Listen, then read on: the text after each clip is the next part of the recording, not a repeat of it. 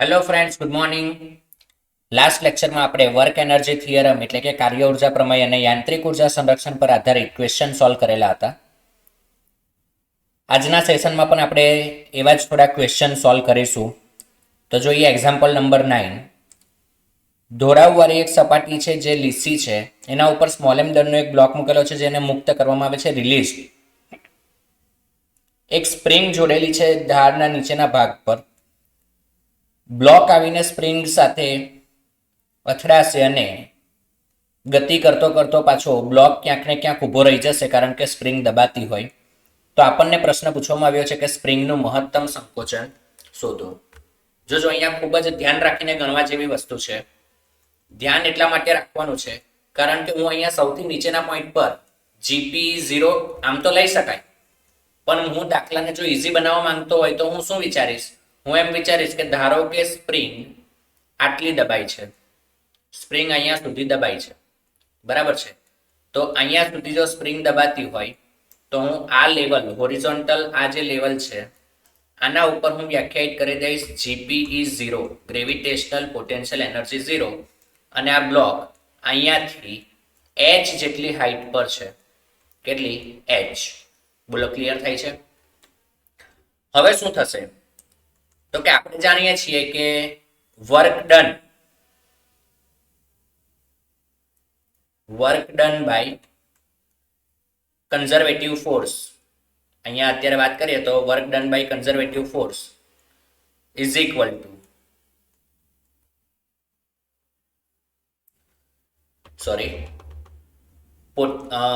E initial is equal to E final લખીશું યાંત્રિક ઉર્જા સંરક્ષણના નિયમ પ્રમાણે, કારણ કે અહીંયા સ્પ્રિંગ ફોર્સ છે અને ગુરુત્વીય સ્થિતિ ઉર્જા છે અને એની જ વાત છે.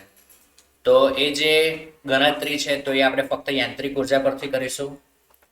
તો ઈ ઇનિશિયલ અને ઈ ફાઇનલ. તો ઇનિશિયલ પ્રારંભિક યાંત્રિક ઉર્જા મારે લખવી હોય તો બોલો અહીંયા ઉપર પ્રારંભિક ગતિ ઉર્જા કેટલી છે? 0 છે.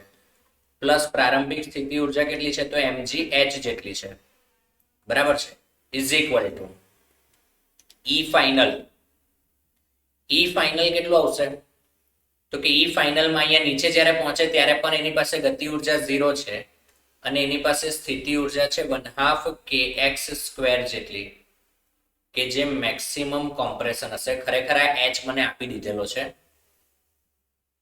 ક્વેશ્ચનની અંદર, તો આ રીતે કંઈક વિચારી શકાય.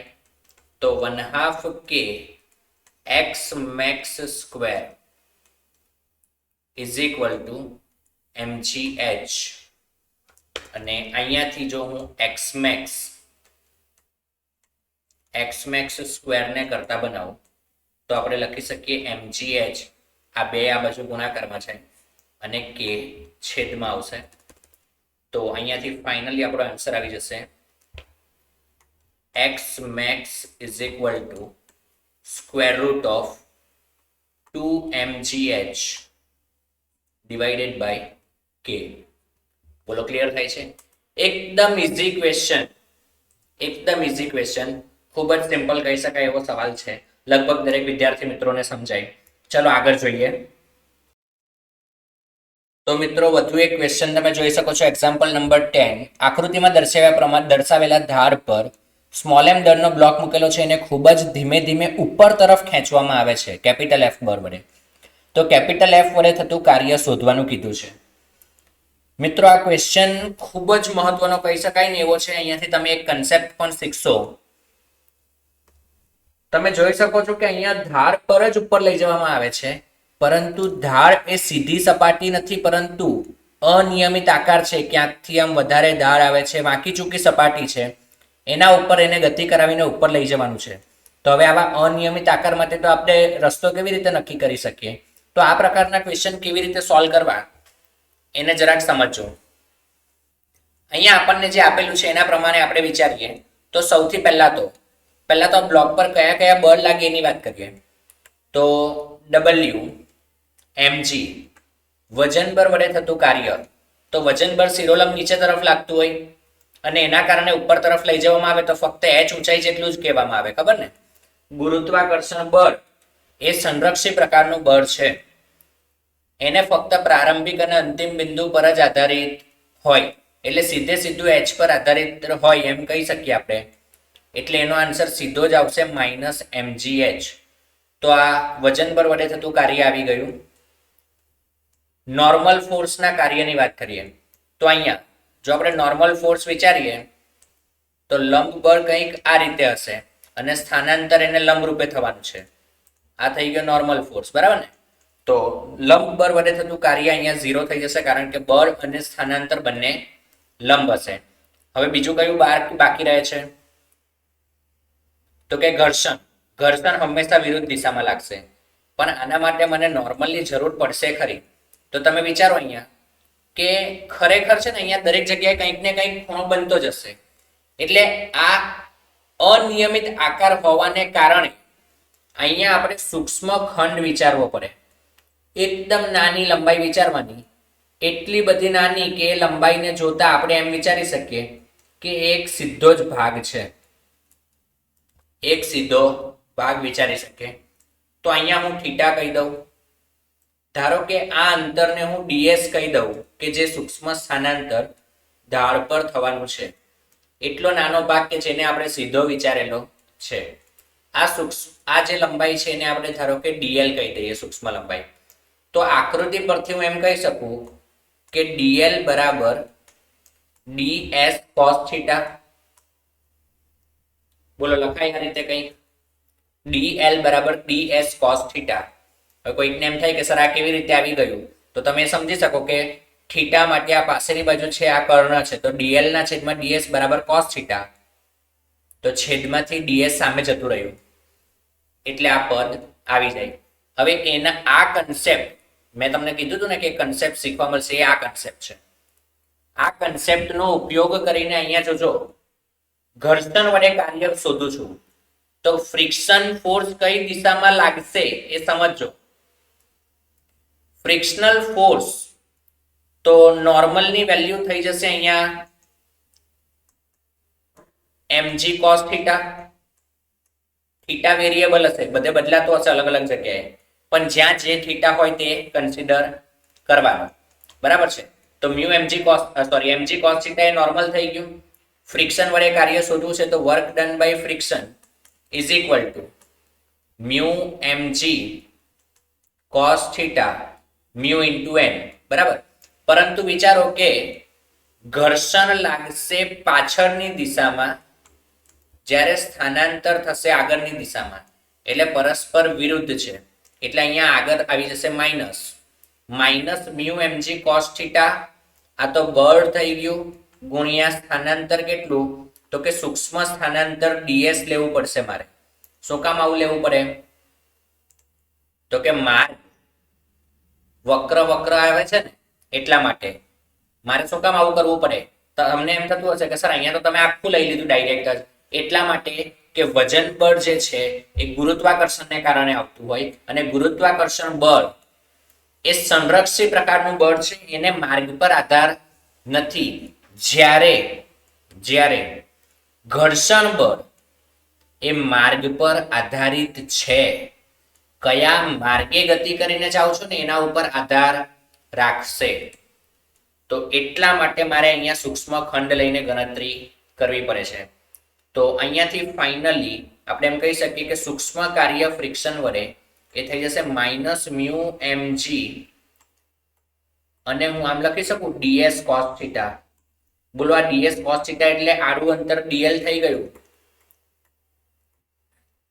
તો minus mu mg ds cos theta એટલે dl. આ છે સૂક્ષ્મ કાર્ય કોના વડે? ફ્રિક્શન વડે. તો કુલ કાર્ય ફ્રિક્શન વડે શોધીએ તો આવા નાના dl બધા ભેગા થઈને કેટલું અંતર થઈ જશે? l જેટલું. તો માઇનસ મ્યુ mg l આવું લખી શકાય. બોલો ક્લિયર થાય છે? હવે આ રીતે આપણે ગણી શકીએ.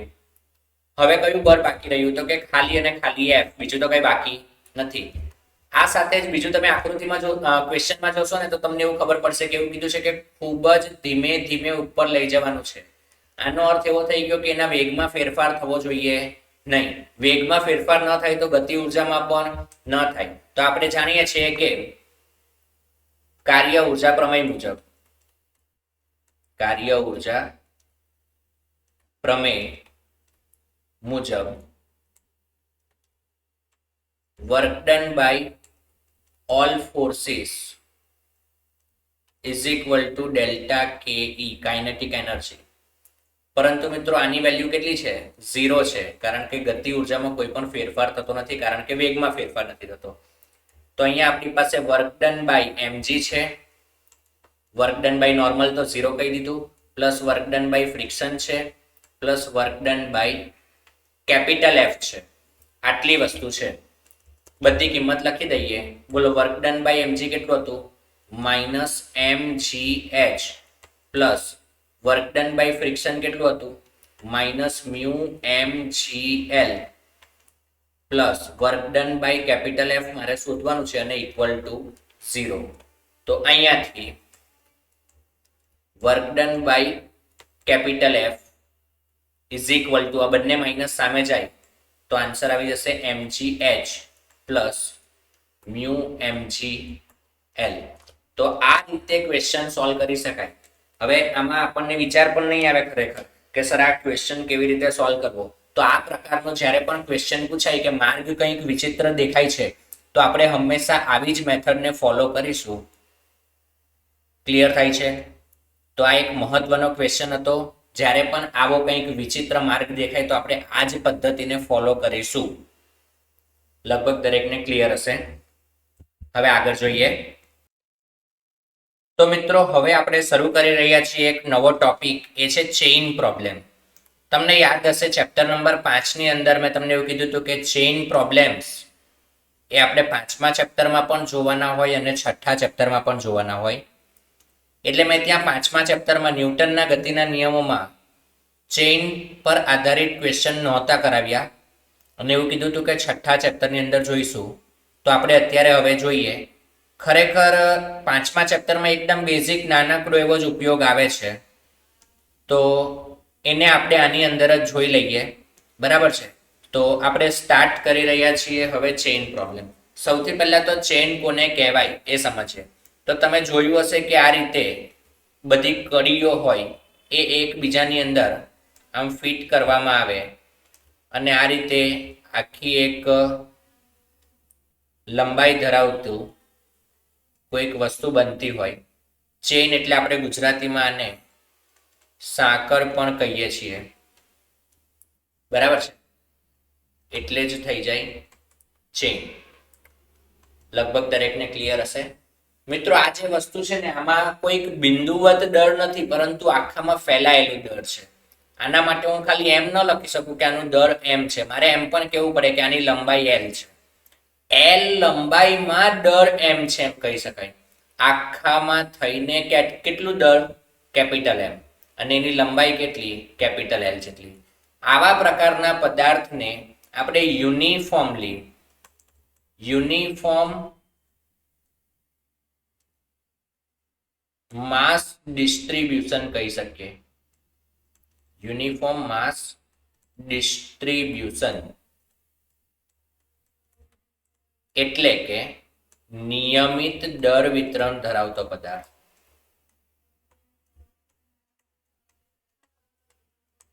બોલો ક્લિયર થાય છે? તો આ થઈ ગઈ કંઈક સાંકળની વાત. હવે 5મા ચેપ્ટરની અંદર આ સાંકળ આપણને કઈ રીતે પૂછાય એને સમજવાનો પ્રયત્ન કરીએ. તો એકદમ સિમ્પલ વસ્તુ છે, કંઈ જ વધારે નહીં આવે. એક જ પ્રકારનો ક્વેશ્ચન પૂછાતો હોય છે અને એ ક્વેશ્ચન હું તમને અહીંયા કરાવી દઉં છું. સાંકળ માટે આ લગભગ એક જ ક્વેશ્ચન હોય છે કે આ રીતે એક ટેબલ છે અથવા તો સપાટી, તમારે જે કંઈ કહેવું હોય એ.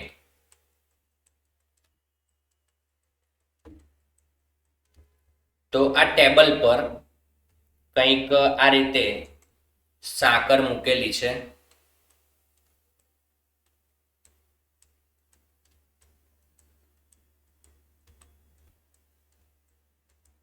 અને ટેબલની ધાર પરથી વધારાની સાંકળ આ રીતે લટકે છે. હવે આ આખી સાંકળનું દળ કેપિટલ એમ છે અને લંબાઈ એલ છે. અહીંયા જે આ ભાગ લટકે છે, સાંકળના આ લટકતા ભાગની લંબાઈ x જેટલી છે. મિત્રો, આ 5મા ચેપ્ટરમાં જેટલો કન્સેપ્ટ આવે છે ને એ શીખવાડું છું. સાથે જ આ જે સપાટી છે એ મ્યુ જેટલું ઘર્ષણ ધરાવે છે. તો આપણને એવો જ એટલો ક્વેશ્ચન પૂછવામાં આવે કે સાંકળની વધુમાં વધુ કેટલી લંબાઈ લટકતી રાખી શકાય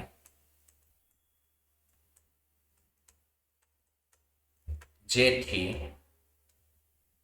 તે સંતુલનમાં રહે. હવે મારે અહીંયા સાંકળને સંતુલનમાં રાખવાની છે, નીચે ન પડી જવી જોઈએ. તો ખરેખર બનતું શું હશે ને એ પહેલા તો સમજીએ. આ આટલો જેટલો ભાગ ટેબલની ઉપર છે ને એ આખાનું વજન બળ નીચે લાગતું હશે. એના કારણે ઉપર તરફ નોર્મલ લાગતું હશે લંબબળ. હવે આ લંબબળ છે એટલે અહીંયા વિરુદ્ધ દિશામાં આ રીતે ફ્રિક્શન ઉદ્ભવશે, ઘર્ષણ બળ, ટેબલની સપાટી પર ઘર્ષણ બળ ઉદ્ભવશે. જ્યારે આટલો જે x લંબાઈનો ભાગ છે એનું પોતાનું વજન બળ mg જેટલું નીચે તરફ હશે અને આ જે વજન છે એ સાંકળને નીચે ખેંચતું હોય, જ્યારે આ ઘર્ષણ છે એ સાંકળને નીચે જતું અટકાવતું હોય. તો જ્યારે આ ઘર્ષણ બરાબર વજન થઈ જાય, લટકતા ભાગનું વજન એ ઉપરના ભાગના ઘર્ષણ જેટલું થઈ જાય, ત્યારે આપણે એમ કહી શકીએ કે આ સાંકળ સંતુલન સ્થિતિમાં છે. લગભગ દરેકને કન્સેપ્ટ સમજાઈ ગયો.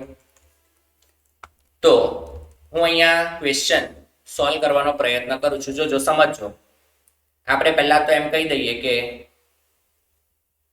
L લંબાઈએ કેપિટલ M દર હોય તો x લંબાઈએ કેટલું, બરાબર ને? તો x લંબાઈએ ધારો કે સ્મોલ m દર છે તો સ્મોલ m ની કિંમત થઈ જાય કેપિટલ M ના છેદમાં L ઇન્ટુ x. માટે લટકતા ભાગનું વજન કેટલું છે? mg. m ની કિંમત મૂકી દઈએ તો અહીંયાથી આપણી પાસે થઈ જશે capital M by L into x into g. હવે ટેબલની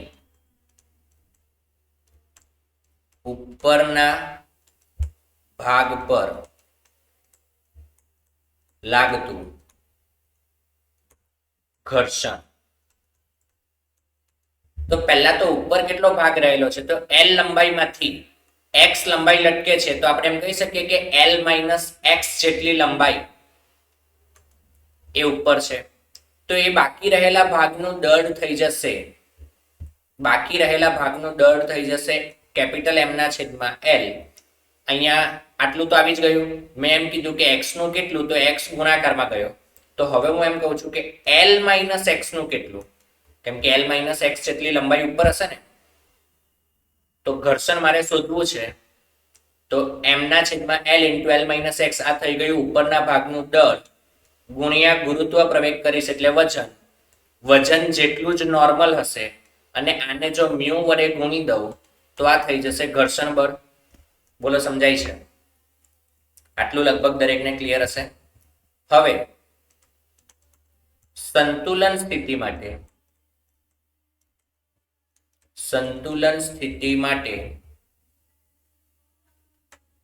m by L into x into g is equal to mu into m by L into L minus x into g. બંને બાજુથી તમે જોશો કે m ના છેદમાં L અને g ઉડી જાય તો x બરાબર વધશે mu into L minus x. તો અહીંયાથી x is equal to mu L minus mu x. તો x plus mu x is equal to mu L. એટલે કે x કોમન કાઢી લઈએ તો 1 plus mu is equal to mu L. તો x બરાબર મળી જશે મ્યુ છેદમાં 1 પ્લસ મ્યુ ઇન્ટુ એલ આટલી વધુમાં વધુ લંબાઈ લટકતી રાખી શકાય. અને મિત્રો આ જ પ્રકારના ક્વેશ્ચનમાં આપણને એવું પણ પૂછવામાં આવે કે સાંકળની પૂરતી લંબાઈ લટકતી રાખવામાં આવી છે તો અહીંયા ઘર્ષણાંક કેટલો હશે. તો આ જ પ્રશ્નમાં અહીંયાથી આપણે આ સમીકરણ પરથી આ જે સમીકરણ છે આ સમીકરણ પરથી જો આપણે મ્યુને કરતા બનાવી લઈએ તો મ્યુ બરાબર ડાયરેક્ટલી મળી જશે મને x ના છેદમાં l માઇનસ એક્સ. તો આપણે અહીંયાથી કહી શકીએ કે x બાય l માઇનસ 1 કારણ સોરી ભૂલ થઈ ગઈ અંશ વિભાજન છેદ વિભાજન કરવાનું હોય ભૂલ થઈ ગઈ આવું ન લખાય. તો આ જ આપણો આન્સર આવી ગયો x ના છેદમાં l માઇનસ એક્સ. અથવા તો આપણે આને આમ પણ લખી શકીએ કે 1 ના છેદમાં l માઇનસ એક્સ ભાગ્યા એક્સ. આ અંશમાં છે તો છેદના છેદમાં તો લખી જ શકાય. તો 1 by l by X minus 1. તો આ રીતે કંઈક આન્સર આવી શકે આપણો મ્યુનો. બરાબર છે. તો આવું કંઈક લખાય. લગભગ દરેકને ક્લિયર હશે. તો આ પાંચમા ચેપ્ટરનો કન્સેપ્ટ થઈ ગયો. પાંચમા ચેપ્ટર પર આધારિત આપણને જ્યારે સાંકળનો પ્રશ્ન પૂછાય ને તો આટલો સવાલ પૂછી શકે. બરાબર છે. હા, આની અંદર થોડું ઘણું વેરિએશન એ લોકો અલગ રીતે ક્વેશ્ચન બનાવવાનો પ્રયત્ન કરે પણ સોલ્વ કરવાની મેથડ કંઈક આવી આવે. આટલે સુધી દરેકને ક્લિયર હશે. હવે આપણે કન્સેપ્ટ ઉપર જઈએ કે સાંકળનો કન્સેપ્ટ આપણને છઠ્ઠા ચેપ્ટરની અંદર કેવી રીતે ઉપયોગમાં આવશે એની વાત કરીએ. તો સૌથી પહેલા તો આપણે જોઈએ સ્થિતિ ઉર્જા. ખૂબ જ મહત્વની વાત છે. પોટેન્શિયલ એનર્જી કોના માટે? ચેન માટે. તો વિચારો કે અહીંયા મને એક આમ સાંકળ આપેલી છે, શિરોલંબ એક સાંકળ આમ રાખવામાં આવેલી છે અને અહીંયા આપણે આ ગ્રાઉન્ડ સરફેસ લઈ લઈએ, જમીન. બરાબર છે. આ સપાટી આવી ગઈ.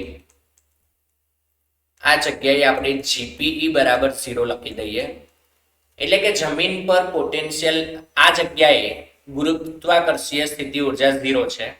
આ જે સાંકળ છે એનું દળ m છે અને લંબાઈ l છે. હવે મારે આની સ્થિતિ ઉર્જા શોધવી છે. બોલો, ખરેખર તો દળ દરેક જગ્યાએ છે આખી સાંકળમાં, લંબાઈ પણ આખાની જ છે. તો પછી મારે આની સ્થિતિ ઉર્જા કેવી રીતે શોધવી? તો મિત્રો, જ્યારે પણ યુનિફોર્મલી ડિસ્ટ્રીબ્યુટેડ અથવા તો ડિસ્ટ્રીબ્યુટેડ માસ હોય, વહેંચાયેલું દળ હોય, તો આપણે એની ગણતરી કરવા માટે સંકલનનો ઉપયોગ કરવો પડે. કોનો? સંકલન. તો આપણે શું કરીશું? તો કે અહીંયાથી આપણે એમ કહીશું કે હું x જેટલો ઉપર જાઉં, એક નાનકડા ખંડ માટે વિચારીશું. x જેટલો ઉપર જાઉં અને ત્યાં આટલો એક નાનકડો ભાગ લીધો, દેખાય છે આ નાનકડો ભાગ લીધો જેને આપણે કીધું dx. હવે આ નાનકડા ભાગની સ્થિતિ ઉર્જા કેટલી છે ને એ મારે શોધવાની. તો હું એમ કહીશ કે ભાઈ l લંબાઈએ દળ કેપિટલ M છે, તો dx લંબાઈએ કેટલું હશે? તો કે લંબાઈ સૂક્ષ્મ છે એટલે દળ પણ સૂક્ષ્મ થાય, તો સૂક્ષ્મ દળને આપણે dm વડે દર્શાવીએ કે આ dm હશે m ના છેદમાં l ઇન્ટુ dx. dm ની કિંમત હશે m ના છેદમાં l ઇન્ટુ dx. બોલો, હવે આ એટલો બધો નાનો ભાગ છે કે આને તો આપણે બિંદુવત દળની જેમ જ લઈ શકીએ. તો આપણે એમ કહી શકીએ કે સૂક્ષ્મ ભાગની સ્થિતિ ઉર્જા, સૂક્ષ્મ સ્થિતિ ઉર્જા du બરાબર mgh. કેટલી હાઈટ છે? x જેટલી. બોલો, ગ્રેવિટેશનલ પોટેન્શિયલ એનર્જી અહીંયા 0 હતી, એનાથી ઉપર જાઉં છું એટલે તો ધન જ થશે. હવે હું dm ની કિંમત મૂકી દઉં તો m ના છેદમાં l into dx into g into x આવું કંઈક લખાય. સૂક્ષ્મ સ્થિતિ ઉર્જા મારે શોધવી છે કુલ સ્થિતિ ઉર્જા u. તો u શોધવું હોય તો du નું સંકલન કરવું પડે. તો સંકલન કરીએ તો integration m by l into g into x dx. બોલો, d સાથે જે પદ હોય એ ચલ કહેવાય, એટલે d સાથે કયું પદ છે? x છે. dx લખીએ છીએ ને આપણે. તો બાકીની બધી જ વસ્તુ અચળ થઈ ગઈ. તો બાકીની બધી વસ્તુ બહાર લઈ લઈએ. m/l * g સંકલન x dx. હવે મારે લિમિટ મૂકવાની છે. તો x ક્યાંથી શરૂ થાય છે? તો કે x શરૂ થાય છે આ પોઈન્ટથી, અહીંયાથી શરૂ થાય છે અને આમ ઉપર જતા જઈએ જ્યાં સુધી ચેન હોય ત્યાં સુધી જવાનું. તો કે ચેન અહીંયા પૂરી થઈ જાય છે એટલે લિમિટ 0 થી શરૂ થઈને ક્યાં સુધી જશે? l સુધી. તો x ની લિમિટ આવશે 0 થી લઈને l સુધી. બોલો દરેકને લિમિટ મૂકી એમાં ખબર પડી હશે. તો m/l * g x dx નું સંકલન થઈ જશે x²/2. લિમિટ આવી જશે 0 થી l. તો અહીંયા થઈ જશે m/l * g. અપર લિમિટ મૂકી દઈએ તો l²/2 - 0. બરાબર ને? તો m/l * g l²/2 એક l કેન્સલ થાય અને ફાઇનલી આપણને સ્થિતિ ઉર્જા u બરાબર મળી જશે mg l/2. આન્સર આપણો આવી ગયો. તમે જો આને જરાક ધ્યાનથી જોવાનો પ્રયત્ન કરો ને તો l/2 l લંબાઈની ચેન હતી તો કઈ જગ્યાએ મારે ઊંચાઈ લેવાની? તો કે l/2 જેટલી જગ્યાએ. સમજાય છે મિત્રો? આ જે કન્સેપ્ટ છે આખો, આ કન્સેપ્ટને કહેવામાં આવે છે સેન્ટર ઓફ માસનો કન્સેપ્ટ. નિયમિત દળ વિતરણ ધરાવતી હોય, નિયમિત દળ વિતરણ ધરાવતી વસ્તુ માટે સ્થિતિ ઉર્જા લખતી વખતે તેના દ્રવ્યમાન કેન્દ્ર ની ઊંચાઈ ધ્યાનમાં લેવી. હવે આપણને એવો પ્રશ્ન થતો હોય કે સર દ્રવ્યમાન કેન્દ્ર એટલે શું? તો મિત્રો આ દ્રવ્યમાન કેન્દ્ર વિશેની માહિતી આપણે ચેપ્ટર નંબર 7 માં ભણીશું, 7મા ચેપ્ટરમાં. પણ આપણને એટલું તો દ્રવ્યમાન કેન્દ્ર એટલે સીધી ભાષામાં સમજીએ તો એવું કેન્દ્ર કે જ્યાં આખા પદાર્થનું દળ કેન્દ્રિત થયેલું હોય. જેમ કે આપણે નોટબુકને એક જ બિંદુ, આપણો એક ચોપડો છે, નોટબુક છે, એને મારે એક જ બિંદુએથી ઉચકવી હોય, એક જ પોઈન્ટ પર ખાલી એક આંગળી ઉપર બુક રહેવી જોઈએ અને મારે એને ઉચકવી છે. તો બોલો તમે ક્યાંથી ઉચકો? બોલો બધાના મગજમાં એક જ વિચાર આવ્યો હશે, ચોપડીના સેન્ટરમાં.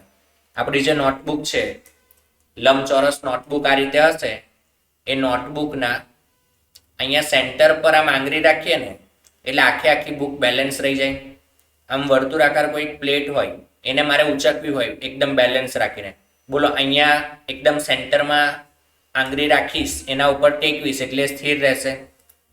આ રીતે કોઈક એક લંબાઈ ધરાવતો કોઈક સળિયો છે કે કંઈક વસ્તુ છે, એને મારે બેલેન્સ કરવી છે. બોલો હું અહીંયા આ રીતે આંગળી રાખીશ એક્ઝેક્ટ વચ્ચે તો એ બેલેન્સ રહેશે. ક્યારેય પણ એ સાઈડ પર, એટલે કે ધારો કે હું આ જગ્યાએ આંગળી રાખું તો બેલેન્સ ન રહી શકે. બરાબર ને? મારે ક્યાં રાખવી પડે? તો કે આ જ જગ્યાએ આંગળી રાખવી પડે તો જ હું એને બેલેન્સ રાખી શકું. તો આ જે કેન્દ્ર છે એવું કેન્દ્ર કે જ્યાં એનું બધું જ દળ કેન્દ્રિત થયેલું હોય એને એનું દ્રવ્યમાન કેન્દ્ર કહેવાય. આના વિશે વધુ ડિટેલમાં આપણે ચેપ્ટર નંબર 7 ની અંદર ભણીશું, જેમ મેં અત્યારે તમને કીધું એમ. પણ એટલું તો તમે સીધું સમજી શકો કે L લંબાઈની એક સાંકળ છે તો એનું બધું જ દળ ક્યાં કેન્દ્રિત થયેલું હોય? તો કે એની વચ્ચે. એની વચ્ચે કઈ જગ્યા આવે? તો કે l/2. સમજાય છે? એટલે સીધું mg * hcm. cm એટલે સેન્ટર ઓફ માસ. સેન્ટર એટલે કેન્દ્ર, માસ એટલે દ્રવ્યમાન કેન્દ્ર. બોલો ક્લિયર છે? તો આ રીતે કંઈક આપણે ડાયરેક્ટલી ચેઇન માટે સ્થિતિ ઉર્જા લખી શકીએ. આ એનો બેઝિક નિયમ છે, આ તમારે યાદ રાખવાનો છે. હા, હવે આનાથી ઉપરના લેવલ પર આપણે બીજા ક્વેશ્ચન પણ સોલ્વ કરી શકીએ આ કન્સેપ્ટનો ઉપયોગ કરીને. તો એ આપણે નેક્સ્ટ લેક્ચરમાં જોઈશું. આજનો સેશન આપણે અહીંયા અટકાવીએ. Thank you.